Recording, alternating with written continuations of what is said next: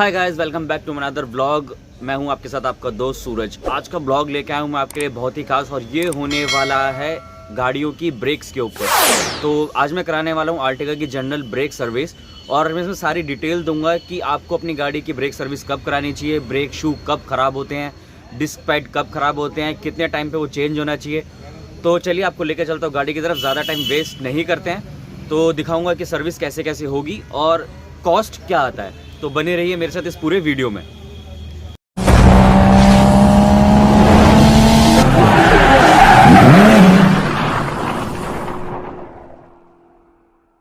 So guys, ये हैं हमारे कमल पाजी, ये कार मैकेनिक है, और इनके साथ इनका पार्टनर रंजीत पाजी। तो ये हम लोग ब्रेक शू सर्विस करने वाले हैं। तो अभी जैक लगा दिया है, अभी टायर खोल रहे हैं। तो पूरी सर्विस ये बताएंगे कि कौन सी चीज़ कैसे कितने टाइम पे की जाती है।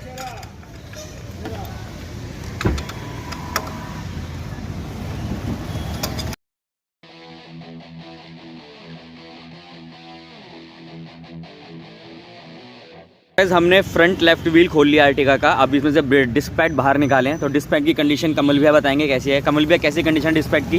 डिस्क पैड की कंडीशन अभी इसमें हाफ डिस्क पैड हैं। अगर इसे आप हर एक 10,000 सर्विस पे क्लीन कराते रहते हैं तो इसकी लाइफ बनी रहती है। और अगर आप कंपनी के जेन्युइन डिस्क पैड डालते हैं तो उनकी लाइफ 35 से 40,000 किलोमीटर होती है। और अगर आप अदर किसी कंपनी के डालते हैं तो वो 20 से 25,000 चलते हैं। ठीक है। तो कमल भैया ने बताया कि अगर आप जेन्युइन पैड डालते हैं ओरिजिनल एमजीपी के किसी भी कंपनी, तो वो चलते हैं 40,000 किलोमीटर के अप्रॉक्सीमेट। और अगर आप लोकल ब्रांड डालते हैं तो वो 25 से 30,000 किलोमीटर चलते हैं। तो अभी तो ये ब्रेक पैड आधे बचे हुए हैं। तो अभी हम इसमें और क्या करने वाले हैं?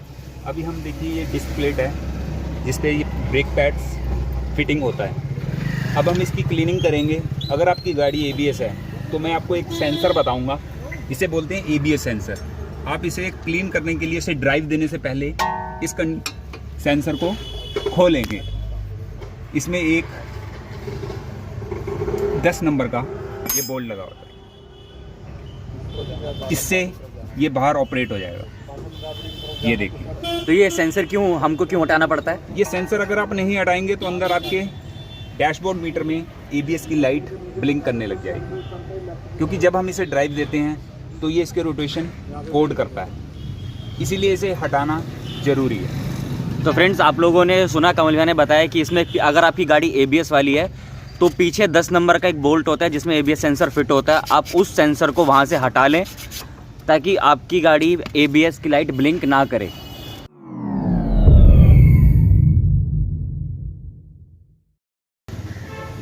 ये देखिए।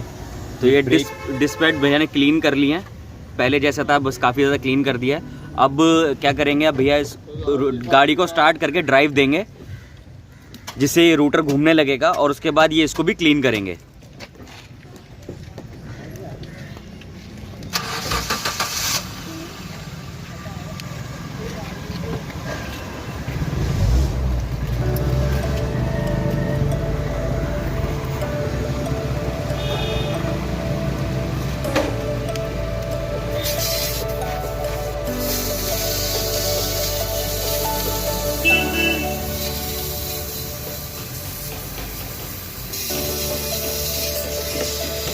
जैसे इसको क्यों क्लीन किया जाता है कमल भैया? इस पर लाइनिंग आ जाती है। अगर आपके ब्रेक पैड में डस्ट होती है उसकी वजह से इसे क्लीन करना जरूरी है। तो आप लोगों ने सुना कि इसको भी अगर आपका कोई मैकेनिक ऐसे कोई क्लीन नहीं करता है तो आप ज़रूर क्लीन करवाएं, क्योंकि उससे आपके डिस्क के रूटर की लाइफ अच्छी रहती है। देख रहे हैं रूटर। सो अब आप आगे का देख रहे हैं, रूटर क्लीन हो गया है। आप देख रहे हैं बिल्कुल एक लाइन काफ़ी क्लीन कर दी है।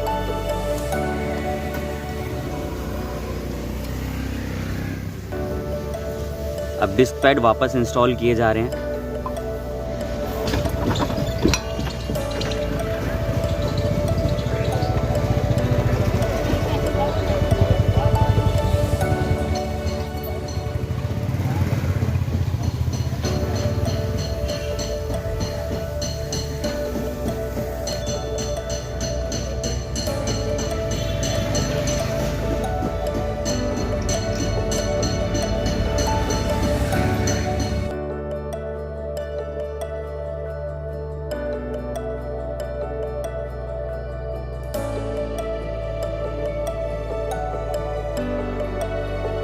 मैंने आपको अभी दिखाया कि आर्टिगा की फ्रंट ब्रेक जो सर्विसिंग कैसे होती है, और आपकी गाड़ी ABS है तो उसमें कौन से सेंसर को डिसेबल करना पड़ता है। तो अब हम इसके बाद जाएंगे रियर व्हील पे। पीछे वाला जो व्हील होगा उसकी क्लीनिंग कैसे होती है और कैसे एडजस्ट होता है। मैं आपको चारों व्हील नहीं दिखा रहा हूँ, सिर्फ 2 ही व्हील दिखा रहा हूँ, एक फ्रंट का और एक रियर का। तो आप ध्यान से देख लीजिए, और जो जो चीज़ें मेंशन कर रहा हूँ वो आप नोटिस कीजिए। आपको कभी भी अगर आप लॉन्ग ड्राइव करते हैं या गाड़ी चलाते हैं तो ऐसी प्रॉब्लम नहीं आएगी अगर आप टाइम पे सर्विस करवाएंगे तो। सो गाइस, अब हम लोग खोल रहे हैं पीछे का व्हील। ध्यान रखें, जैक हमेशा लोड बियरिंग पॉइंट पे ही लगाएं, जो गाड़ी का लोड बियरिंग पॉइंट होता है। दूसरी जगह ना लगाएं, गाड़ी में नुकसान हो सकता है।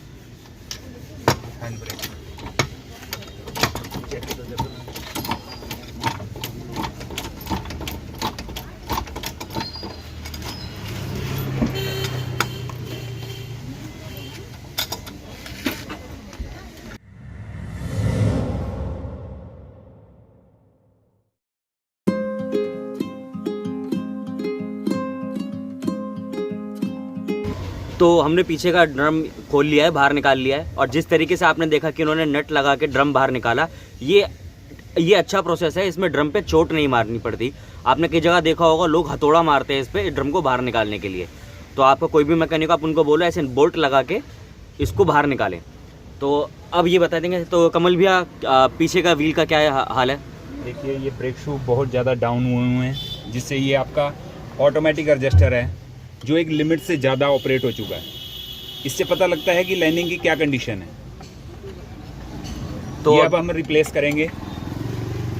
ये जो पीछे वाली लाइनिंग होती है, इनकी जो टाइमिंग वैल्यू कितनी होती है, मतलब कितने किलोमीटर चल जाते हैं ये कंपनी से जब जेन्युइन लग के आते हैं, अगर आप कंपनी से डालते हैं तो तकरीबन इसकी 1 लाख की लाइफ होती है। ठीक है। मगर इसकी क्लीनिंग आपको हर एक 10,000, जो आप 10,000 की नॉर्मल सर्विस करवाते हैं उसमें आपको ये क्लीन करवानी पड़ेगी। क्योंकि आपकी गाड़ी जैसे पानी वगैरह में से निकलती है और अंदर डस्ट वगैरह में से जाती है, तो वो इसके अंदर यानी कि हो जाती है, जिससे आपकी लाइनिंग, ये शू जो लाइनिंग है, इनकी लिमिट से ज़्यादा जो घिसावट शुरू हो जाती है। अगर आप इसे हर एक 10,000 किलोमीटर पे क्लीनिंग करवाएंगे तो इससे इसकी लाइफ बनी रहेगी। जो मैंने पहले भी आपको बताया कि जैसे कंपनी की आप लाइनिंग डालते हैं तो कंपनी के जो लाइनिंग की लाइफ है वो तकरीबन जेन्युइन की अगर आप तरीके से सर्विस करवाते रहते हो तो 1 लाख किलोमीटर तक। तो जो कंपनी के पैड आते हैं उनकी वो कितने के आते हैं? जो ये ब्रेक शू हैं जो जी, हाँ, ये तकरीबन आपके 1800 से 2000 रुपए की रेंज में होंगे, जो कंपनी के MGP के आते हैं। और जो लोकल अगर आते हैं अदर ब्रांड आते हैं उसमें 50% का मार्जिन होता है, वो तकरीबन आपके 1000-1100 रुपए की रेंज में होंगे। ठीक है। तो वो मैं रिकमेंड आपको यही करूंगा कि आप तकरीबन जेन्युइन ही डलवाएं, जिससे आपकी गाड़ी की लाइफ बनी रहती है। ये क्योंकि बहुत इंपॉर्टेंट पार्ट है, ये ब्रेक का पार्ट है जो कि एक गाड़ी में मोस्ट इंपॉर्टेंट पार्ट है। और आप ये वाली जेन्युइन मैं भी आपको रिकमेंड इसलिए करूंगा क्योंकि ये ब्रेक 2 तरीके से काम करती है, एक हैंड ब्रेक में भी और दूसरा नॉर्मल ब्रेक में भी। तो अगर आप हिल ड्राइव वगैरह करते हैं या वेट ड्राइविंग कहीं करते हैं या आपकी गाड़ी अपसाइड डाउन कहीं खड़ी होती है तो वहाँ पे हैंड्स ब्रेक भी अच्छे होने चाहिए। तो आप कोशिश यही करिए कि आप थोड़े से पैसे ना देखें, आप अच्छी ही चीज़ डालें।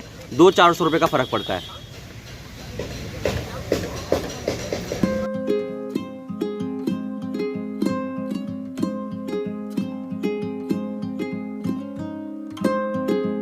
ये आपकी फुट वाली जो ब्रेक आप पैर से यूज़ करते हैं उसमें ऑपरेट होता है, इसे बोलते हैं व्हील सिलेंडर। ठीक है जी। और जो भैया ने जैसे आपको बताया कि इसमें हैंड ब्रेक्स भी अटैच होती है, हैंड ब्रेक्स की वायर होती है, ये देख रहे हैं आप वायर, ये हैंड ब्रेक की वायर है, ये भी शू में कनेक्ट होती है। इस तरीके से ये 2 तरीके से ऑपरेट करती है, ये आपकी फुट वाली भी और हैंड ब्रेक भी। ये सिर्फ रियर व्हील में होती है। सो गाइस देखो, मैं TVS अपाचे के ये जेन्युइन पैड लेके आया हूँ वापस, और जो पुराने मेरे निकले थे गाड़ी के तो मैं वो भी दिखाता हूँ, वो भी TVS के ही थे जो डले हुए थे। इस पे मार्क भी लिखा हुआ, आप देख रहे हैं, ये देखिए TVS ग्रिलिंग। तो ये यही पैड वापस आए हैं लगाने के लिए, और इसकी कॉस्ट पड़ी है मेरे को 1350 रुपये।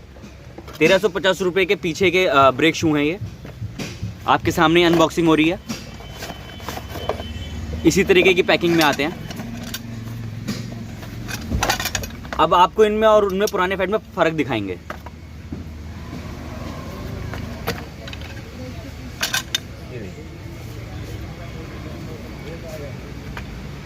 आप खुद डिफरेंस देखिए कि इस ब्रेक जो ये नया ब्रेक शू है इसमें कितना, इसकी विड्थ देखिए कितनी मोटी है और इसकी विड्थ देखिए कितनी पतली हो गई है, घिस चुके हैं। तो अब हम यही वापस डालेंगे और अप्रॉक्सीमेट 1 लाख किलोमीटर की लाइफ मिलेगी, लेकिन हमें हर 10 से 15 हज़ार की सर्विस पे इनको क्लीन करवाना पड़ता है।